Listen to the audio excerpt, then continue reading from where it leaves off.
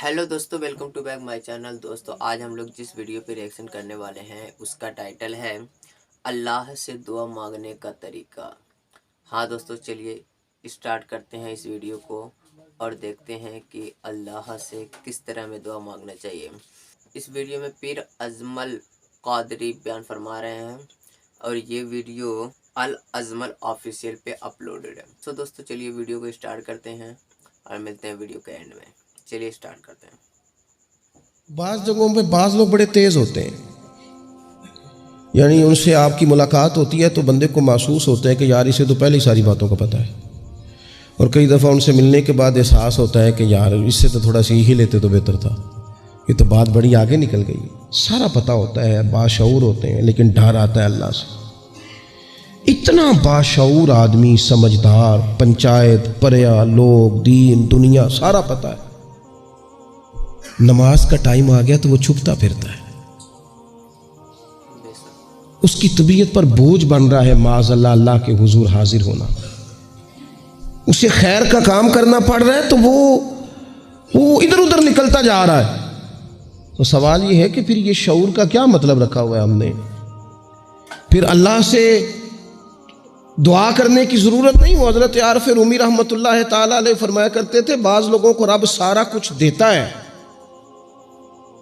सजदे की तौफीक नहीं देता। इसका मतलब यह है कि वो कहता है ये सारा कुछ ले और निकल जा, मेरे घर ना आना, रख सारा कुछ पास। रब से आफियत मांगी जाए, उससे उसका फजल मांगा जाए, उससे उसका करम मांगा जाए। अल्लाह के प्यारे रसूल सल्लल्लाहु ताला अलैहि वसल्लम इस आफियत मांगने पर जोर देते, तवज्जो देते। मैं आपको सही बताता हूँ,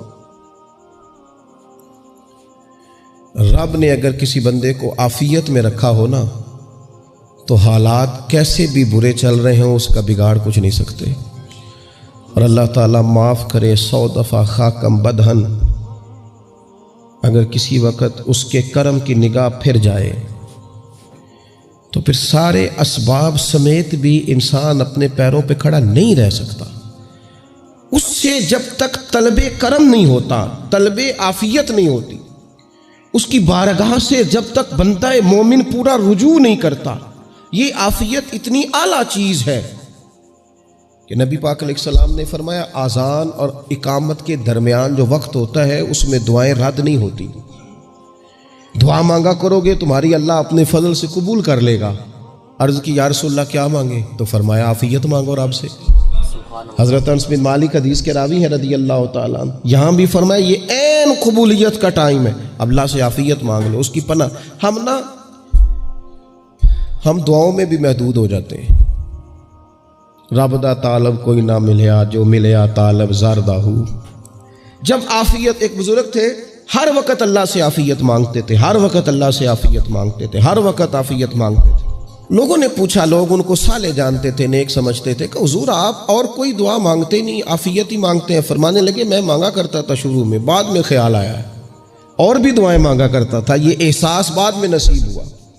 फरमाते मैं मजदूरी करता था, माल बर्दारी करता था, एक जगह पे ड्यूटी कर रहा था तो थक गया, और वो जो काम लेने वाले लोग थे उनका रवैया भी बड़ा तुर्श था, तकलीफ हुई। तो मैंने अपने मालिक की बारगाह में अर्ज़ की, मालिक अगर 2 रोटी बगैर मुझे मुशक्क़त के मिल जाए दिन में तो तेरी बारगाह तो बड़ी करीम है। कहते हो मैंने ये दुआ मांग ली। ज़रा मैं थोड़ा आगे बढ़ा तो 2 बंदे आपस में लड़ रहे थे, मैं उनकी सुलह कराने के लिए, उन्हें बचाने के लिए आगे बढ़ा, तो मैं जिसको छुड़ा रहा था दूसरे ने मेरे ऊपर ज़रब लगा दी, मेरा भी सर फट गया। थोड़ी देर के बाद वहाँ पुलिस आ गई, वो तीनों को लड़ने वाला समझ के उठा के ले गए, मुझे जेल हो गई। 2 रोटियां बगैर मुशक्क़त के रोज़ मिलनी शुरू हो गई। दुआ मांगी थी ना कि या अल्लाह 2 रोटियां मिल जाए ना बगैर मुशक्क़त के, कहते वो 2 रोटियां रोज़ मिलती, कोई काम नहीं करना पड़ता था, पर जेल हो गई। फरमाते मैं बड़ा परेशान था, रोज़ रोटियां पाबंदी से आती और बेहतरीन आती, खाना मिलता। फिर कुछ अरसे के बाद मैंने सोचा कि यार ये दुआ तो कबूल हो गई ना तेरी, अब तू अगर इस पर कोई अलग बात करेगा तो वो तू गलत करेगा। कहते फिर खुद ही मेरे दिल में अल्लाह ने बात डाली और मैंने अर्ज़ की मालिक 2 रोटियां नहीं, मुझे तो आफियत चाहिए, मुझे तू आफियत दे, मेरे ऊपर तू करम फरमा, तू नजर रहमत कर, जे एक कतरा बख्शे मैनू। ਜੇ ਇੱਕ ਕਤਰਾ ਬਖਸ਼ੇ ਮੈਨੂੰ ਤੇ ਕੰਮ ਬਣ ਜਾਂਦਾ ਹੀ ਮੇਰਾ, मेहरबानी कर, आफियत अता कर। फरमाते फिर खुदा ने करम किया, कहाँ से असबाब बने मेरे जेल से छूटने के, कौन कौन मेरे ज़मानती बने अल्लाह ही जानता है।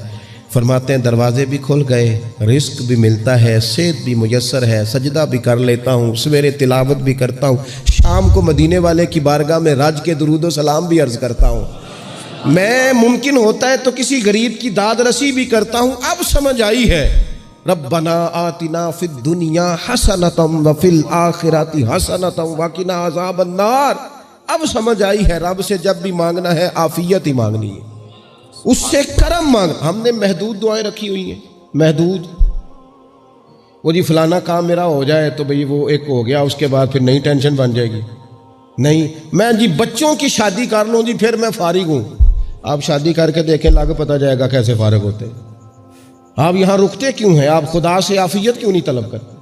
उसकी बारगाह से वो क्यों नहीं मांगते कि जो एक कतरा मिले तो दुनिया और आखिरत के सारे काम हो जाए? उससे उसकी रहमत का सवाल करे, उससे उसके करम का सवाल करे। अल्लाह की बारगाह में भी हाजिर होना और जची तुली और जनाब नाप तोल कर और महदूद चीज़ों का सवाल करना, मालिक से मांगे। और वो जब देता है तो देता भी बेहिसाब ही है। वो जब अता करता है तो करम के दरवाजे खोल के अता करता है, वरना तो एक उलझन से इंसान निकलता है, दूसरी में उलझ जाता है। एक गुत्थी को सुलझाता है, फिर इकबाल रो पड़े थे, कहने लगे मैं अकल की गुत्थियां सुलझा चुका हूं, या रब मुझे साहिबे जुनू कर दे। अल्लाह ये बड़ा मैंने हेर फेर देख लिया, मुझे दीवाना बना, अब मुझे जुनून हो, अब मैं किसी के लिए रोया करूं, अब मैं किसी की याद में तड़पा करूं, अब मैं रात किसी के लिए मेरी आंखें बेदार रहे। ये बड़ी हो गई दुनियादारी, अकल की गुत्थी हालांकि नहीं सुलझती, पर इकबाल कहते हैं अकल की गुत्थियां सुलझा चुका हूं, यार अब मुझे साहिबे जुनू कर दे। और फिर कहने लगे बुझी इश्क की आग अंधेर है, अब ये मुसलमान नहीं ये खाक का ढेर है। तो मिट्टी बन के रह गया क्या? कहाँ अपनी सारी तवज्जुहात का किबला किस चीज़ को? मेरे अजीज़ों, अल्लाह से आफियत। नबी पाक अलैहिस्सलाम ने एक शख्स से पूछा क्या दुआ मांग रहे हो? तो उसने कहा या रसूल अल्लाह मैं अल्लाह की बारगाह में सब्र का सवाल कर रहा हूँ। तो हुजूर फरमाने लगे सब्र तो मुसीबत पर होता है।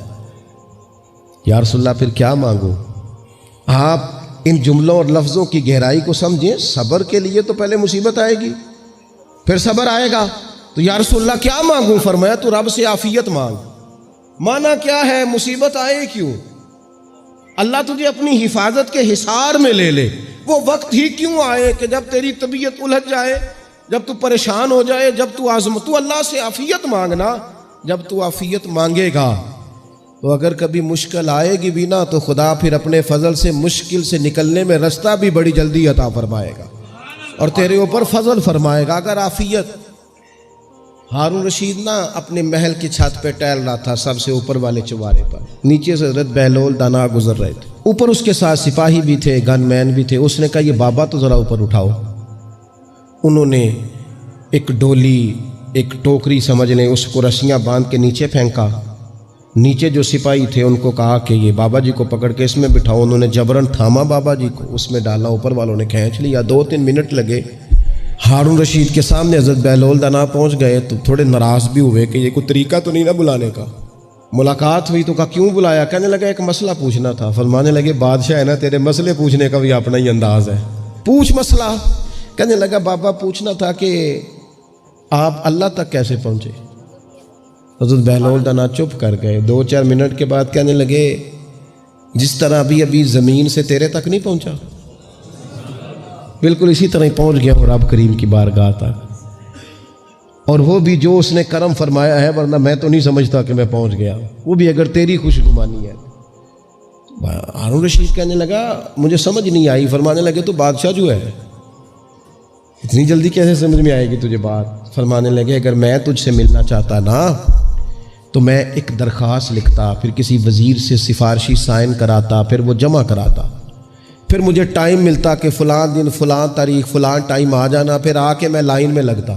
फिर भी तू बादशाह है, तेरा मूड बनता मिलने का कि ना बनता। जब मैं चाहता तो पता नहीं कितना टाइम लग जाता, जब तूने चाहा है ना तो 1 मिनट भी नहीं लगा। फरमाने लगे मैंने दावा ही नहीं किया کہ میں جدوجہد کر کے پہنچوں گا، میں نے تو رب کی بارگاہ میں عاجزی کی ہے، پھر رب نے ہی کرم فرمایا ہے، سبحان اللہ۔ اسی نے مہربانی کی ہے۔ مانا کہ محبت کے سفر میں ہر گام پہ 100 مشکل ہے، لیکن یہ سفر آسان بھی ہے، گر ساتھ تمہارا ہو جائے۔